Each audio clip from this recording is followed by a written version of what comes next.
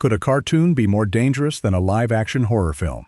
That is the question these animated movies force audiences to face.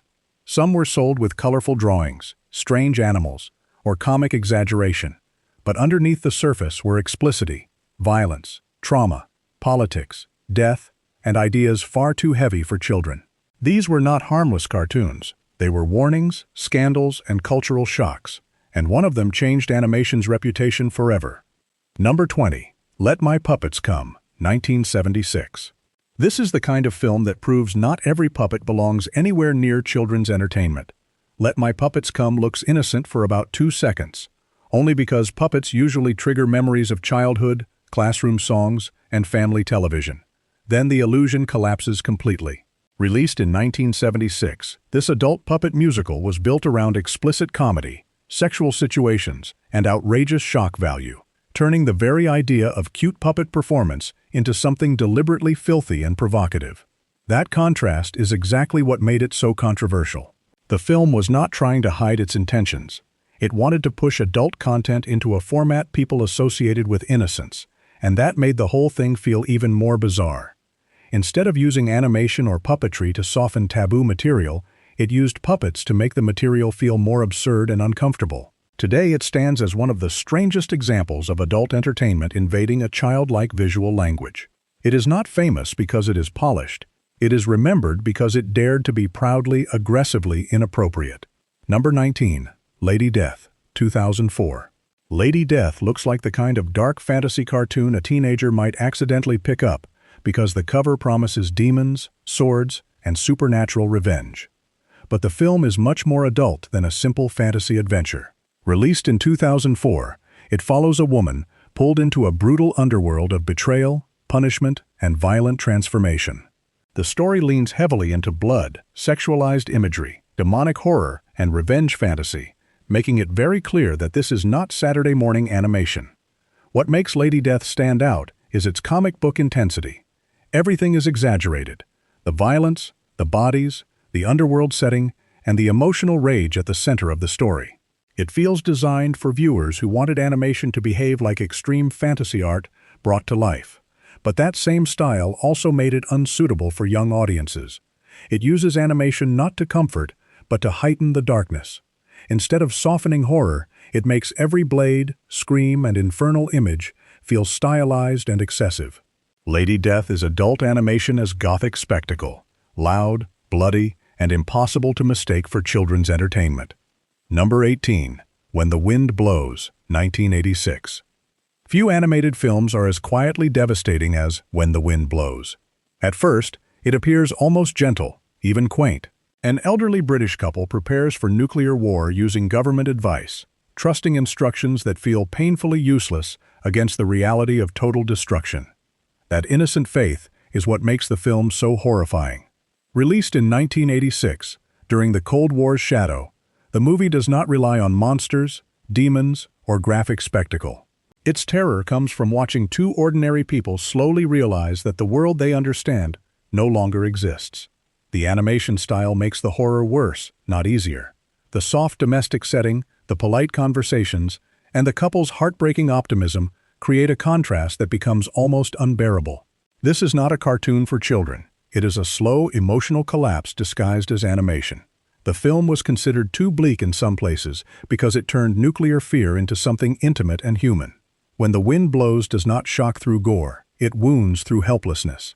By the end, the scariest thing is not the bomb, it is how calmly the victims are abandoned. Number 17. Heavy Traffic, 1973. Before adult animation became a recognizable category, Ralph Bakshi was already dragging cartoons into the streets. Heavy Traffic, released in 1973, is one of his most confrontational works, blending animation and live-action imagery into a grimy portrait of urban life, obsession, poverty, violence, sex, and frustration. This was not animation as escapism. It was animation as a cracked mirror held up to adult life. The film follows Michael, a young cartoonist trapped between fantasy and a harsh real world, using his imagination to process the chaos around him. That setup gave Bakshi room to turn the screen into a fever dream of social decay and personal rage. The movie's X rating came from its sexual content, violence, language, and brutally adult tone, but the real shock was how little it cared about being respectable. Heavy traffic made animation feel sweaty, angry, and unpredictable. It was not interested in fairy tales. It was interested in broken families, corrupt streets, and private fantasies that feel dangerous once they are animated. This is one of the films that helped prove cartoons could be raw, ugly, and deeply adult. Number 16. Sausage Party, 2016. Sausage Party did something very few mainstream animated comedies had dared to do. It took the bright, shiny look of family animation and used it to smuggle in one of the most vulgar studio cartoons ever released. At first glance, the film looks like a cheerful supermarket adventure, filled with talking food, colorful shelves, and cartoon energy. Then the jokes begin, and the innocence is destroyed almost immediately. Released in 2016, the movie built its reputation on extreme profanity, sexual humor, religious satire, violence, and one of the most infamously explicit animated finales in modern cinema. What made it so shocking was not just the content, but the packaging. It looked close enough to a children's film that some audiences reportedly misunderstood what they were walking into. That confusion became part of the controversy. Sausage Party weaponized expectations. It asked viewers to laugh at the exact moment they realized animation had tricked them. Beneath the raunchiness, there is also a sharp satire about belief, fear, and control. But most people remember the shock. This was not food coming to life. This was innocence being roasted alive. Number 15. Anomalisa, 2015. Anomalisa is adult animation in a completely different way. It is not loud, bloody, or built around shock comedy. Its danger is quieter, more intimate, and in some ways more uncomfortable. Released in 2015, the film uses stop-motion animation to tell the story of a lonely motivational speaker who feels disconnected from everyone around him. The world seems emotionally numb, repetitive, and suffocating, until he meets a woman whose voice feels different from all the others. That simple idea becomes a strange, painful study of desire, depression, loneliness, and the way people project salvation onto strangers. The film earned its adult rating partly because of explicit sexual content. But the deeper reason it is not for children is emotional. Anomalisa deals with emptiness in a way that feels painfully real. The puppets do not make the story cute, they make it more unsettling. Their artificial faces somehow expose human sadness more clearly than live actors might. This is not animation trying to entertain kids. It is animation asking adults to sit with the terrifying possibility that connection can be temporary, fragile, and even imagined. Number 14. Persepolis, 2007. Persepolis is not adult because it tries to shock with gore or vulgarity. It is adult because it tells the truth in a way that powerful people do not like. Released in 2007, this black-and-white animated film adapts Marjane Satrapi's own story of growing up during the Iranian Revolution, where childhood memories collide with political fear, censorship, war, and exile. The visual style looks simple at first, almost like a moving graphic novel, but that simplicity makes the emotional weight sharper. Every frame feels stripped down to what matters, a child watching the world around her become more controlled, more dangerous, and more divided. That is why the film became controversial. It does not treat politics like a distant history lesson. It turns ideology into something personal, something that enters homes, schools, clothing, music, friendships, and identity. For younger viewers, the film may look accessible, even charming. But underneath the clean animation is a painful coming-of-age story about losing innocence in a society where freedom can disappear quietly. Persepolis was reportedly banned or restricted in Iran, which only made its message feel stronger. It reminds viewers that animation can be more than fantasy. Sometimes, a cartoon drawing can become an act of resistance. Number 13. Achi and Sipak, 2006. Achi and Sipak feels like someone took a dystopian action movie, a gross-out comedy, a crime cartoon, and a fever dream, then slammed them together at full speed. Released in 2006, this South Korean animated film is set in a future where human waste has become the most valuable energy source, and society rewards people with addictive blue popsicles for using the bathroom. That idea alone tells you this is not animation for children. The film is loud, chaotic, violent, dirty, and proudly ridiculous. But beneath its crude surface is a savage satire about addiction, government control, and bodies turned into resources. Its world is absurd, yet strangely disturbing, because everyone is trapped inside a system that treats people like production machines. The characters are criminals, rebels, addicts, and animated freaks living in a society where bodily functions are currency. The action scenes are frantic, the humor is filthy, and the violence often explodes with comic book excess. What makes Achi and Sipak stand out is how aggressively it refuses good taste.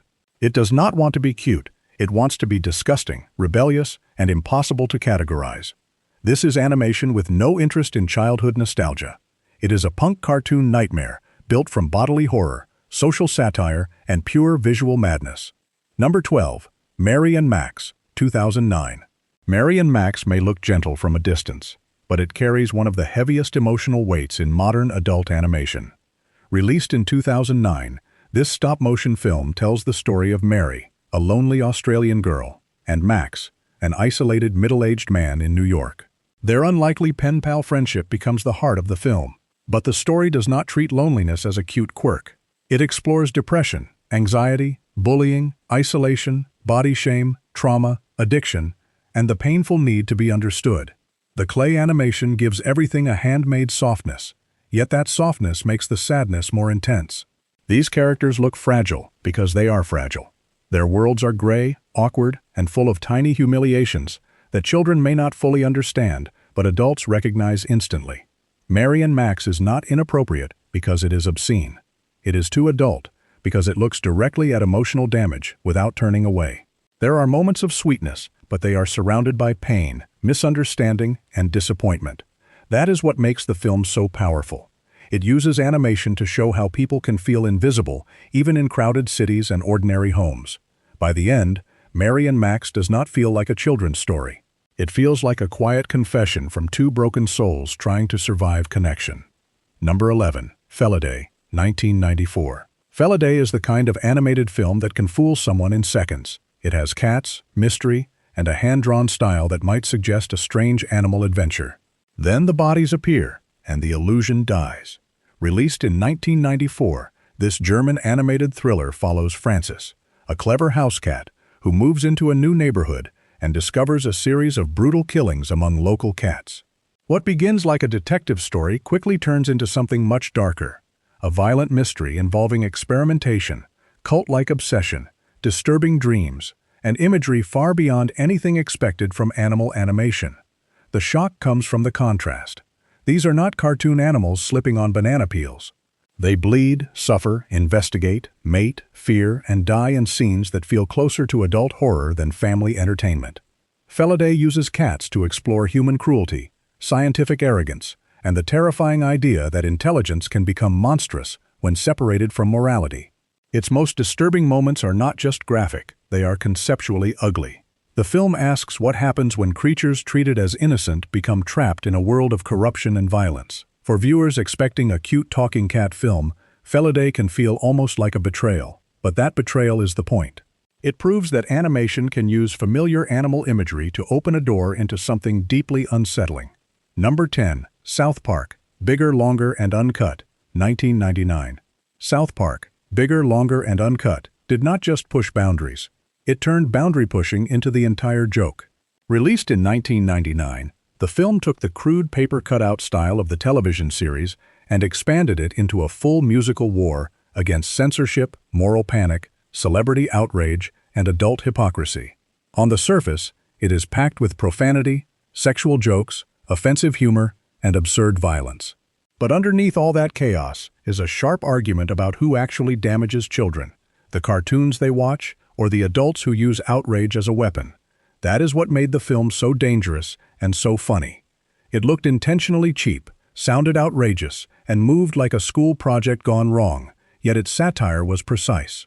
The story begins with children watching a vulgar Canadian movie, then grows into parental hysteria, international conflict, and literal hell breaking loose. The more adults try to control the problem, the worse everything becomes. That escalation gives the film its bite. It is not just dirty for the sake of being dirty. It uses dirty comedy to expose how censorship can become more destructive than the thing it tries to stop. South Park, Bigger, Longer, and Uncut was never meant for kids. It was a grenade disguised as a cartoon musical, laughing as everyone argued over who pulled the pin. Number 9. Perfect Blue, 1997. Perfect Blue is one of the most frightening animated films ever made because its horror does not feel impossible anymore. Released in 1997, Satoshi Kon's psychological thriller follows Mima, a pop idol who leaves music to become an actress, only to find herself trapped between fame, obsession, identity collapse, and stalking terror. The film begins with the bright artificial world of entertainment, then slowly poisons it. Cameras become threats. Fans become predators. Public image becomes a prison. Reality itself starts to split apart until the viewer is no longer sure what is performance, memory, fantasy, or breakdown. That uncertainty is what makes Perfect Blue so intense. Its violence is graphic, but the real horror is psychological. Mima is not just being watched, she is being consumed by an industry and audience that believe they own her. Long before social media made celebrity access feel constant, Perfect Blue understood the nightmare of being turned into a product. The animation allows the film to bend reality in ways live action rarely could, making Mima's mental state feel unstable and dangerous. It is not a movie for children, and it is barely comfortable for adults. Perfect Blue is adult animation at its most disturbing. A nightmare about fame, exploitation, and the terrifying moment when your own reflection stops obeying you. Number 8. Urotsukidoji, Legend of the Overfiend, 1989. Urotsukidoji, Legend of the Overfiend is not controversial in a mild or accidental way. It is one of the most infamous adult anime titles ever released, and its reputation was built on material so extreme that it became a censorship flashpoint in multiple places. Released in 1989, the film blends supernatural horror, apocalyptic fantasy, explicit sexual content, monstrous imagery, and graphic violence into a story about worlds colliding and forbidden forces awakening. For many international viewers, it became one of the first encounters with the most extreme side of adult Japanese animation. That made it both notorious and culturally explosive. It did not fit the old Western assumption that animation was mainly for children. It shattered that assumption violently. The film's imagery is aggressive, grotesque, and deliberately transgressive, using demons, bodies, and destruction to create an atmosphere of total violation.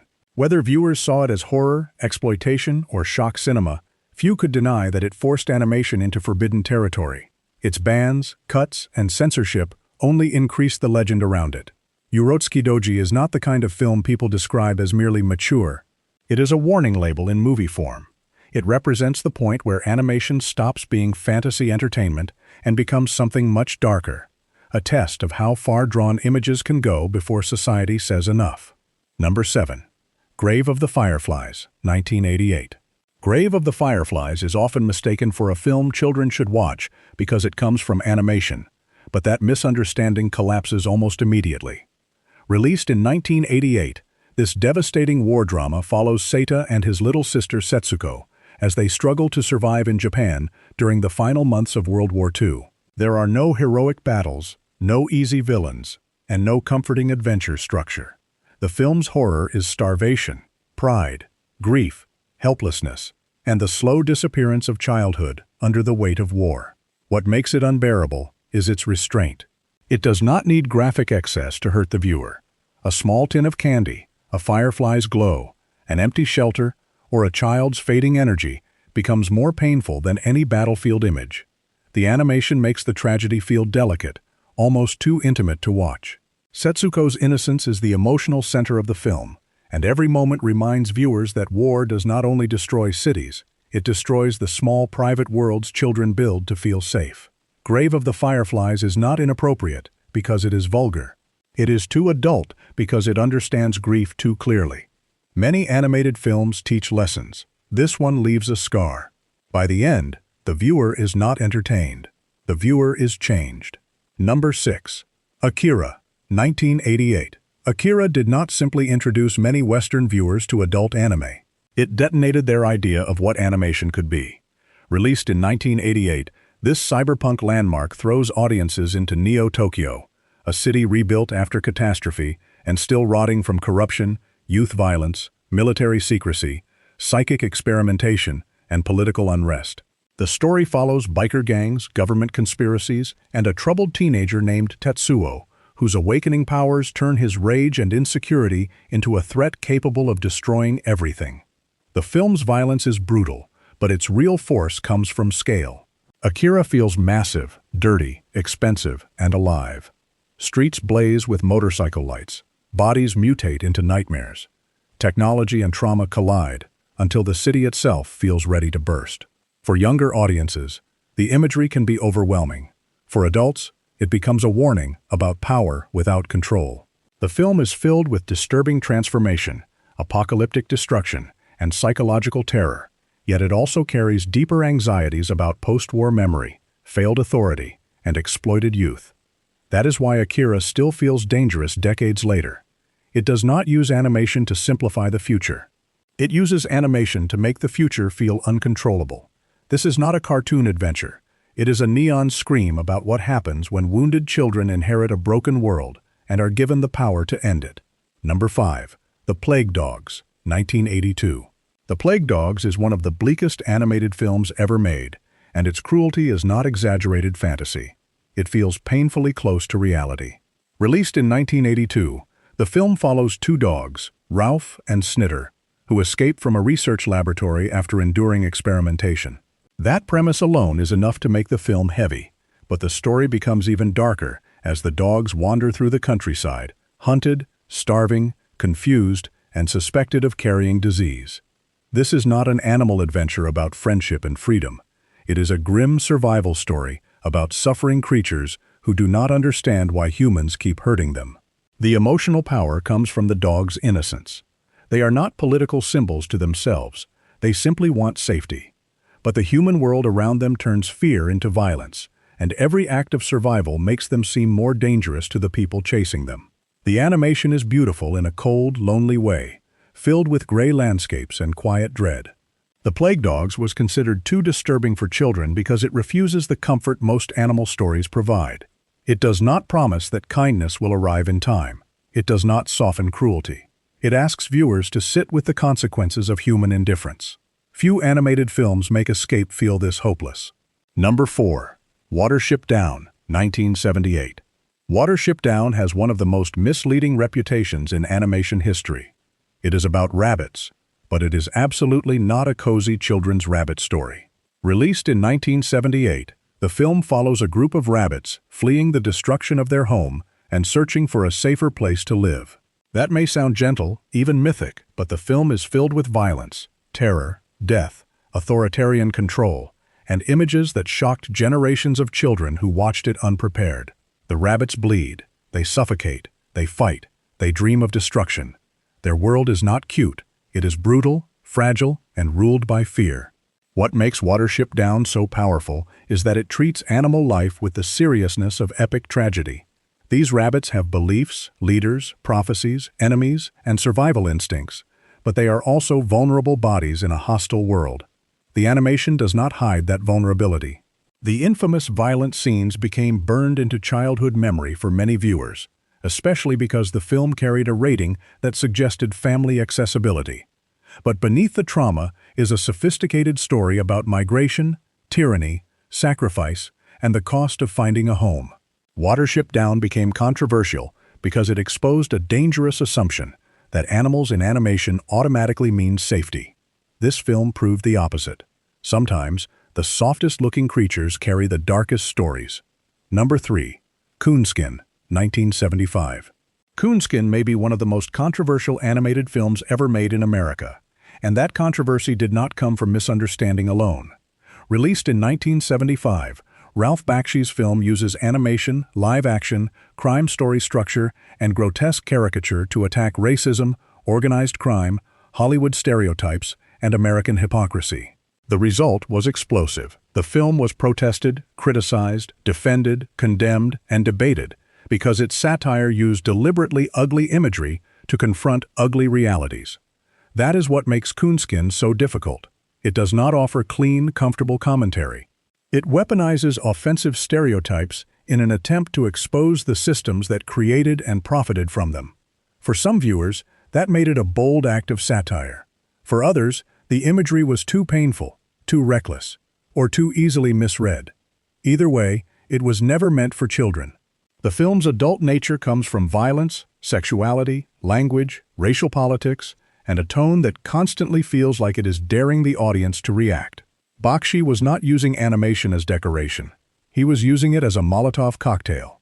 Coonskin remains disturbing because it raises a question that still has no easy answer. Can satire use poisonous images without spreading the poison further? That unresolved tension is why the film's reputation never settled. It still feels like an argument waiting to happen. Number 2. Heavy Metal, 1981.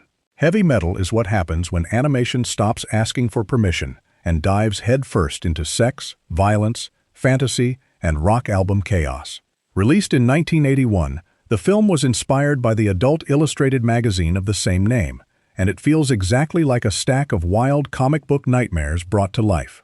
Instead of one clean story, it delivers connected segments filled with warriors, space pilots, zombies, glowing evil, alien worlds, and exaggerated bodies moving through danger and desire. The R rating was not incidental. Heavy Metal was built for older audiences who wanted animation to feel dangerous, sensual, violent, and strange. Its reputation grew because it looked nothing like family animation of the era. It had nudity, drug references, bloodshed, sexual fantasy, and a hard rock attitude that made it feel like midnight cinema drawn in neon and smoke. The famous green orb, the Loch Nar, ties the stories together as a force of corruption, making the film feel like a cosmic trip through temptation and destruction. Heavy Metal is messy, uneven, and excessive, but that excess is part of its identity. It turned animation into a guilty pleasure machine for adults, where every segment seemed designed to shock someone. For many viewers, it was not just a movie. It was proof that cartoons could be loud, lustful, violent, and proudly forbidden. Number 1. Fritz the Cat, 1972. Fritz the Cat is the film that blew the door open and made adult animation impossible to ignore. Released in 1972, it became famous as the first animated feature in the United States to receive an X rating, and that label instantly turned it into a cultural scandal. Based on Robert Crumb's underground comic character, the film follows Fritz, a hedonistic, arrogant cat drifting through sex, drugs, politics, race, rebellion, and counterculture chaos. But the shock was not just what Fritz did. The shock was that he was animated. Audiences raised on the idea that cartoons belonged to children suddenly saw a cartoon behaving like the dirtiest adult satire in the room. Ralph Bakshi used the format to attack hypocrisy, youth rebellion, police power, racial tension, and the empty performance of radical cool. The film is crude, confrontational, and often intentionally unpleasant, but that is exactly why it mattered. It forced a public conversation about animation's limits. Could drawings be obscene? Could cartoons be political? Could an animated animal become a symbol of adult corruption? Fritz the Cat answered yes to all of it. The film was banned or restricted in multiple places and criticized from many sides, yet its influence is undeniable. Without Fritz, the history of adult animation looks completely different. It did not politely mature the medium. It dragged animation into adulthood by the collar. These films prove animation was never just a safe place for children. Sometimes, the brightest drawings hide the darkest ideas: desire, trauma, war, censorship, rebellion, and fear. Some were banned, some were misunderstood, and some still feel dangerous today. But the real question is this: which one crossed the line the hardest?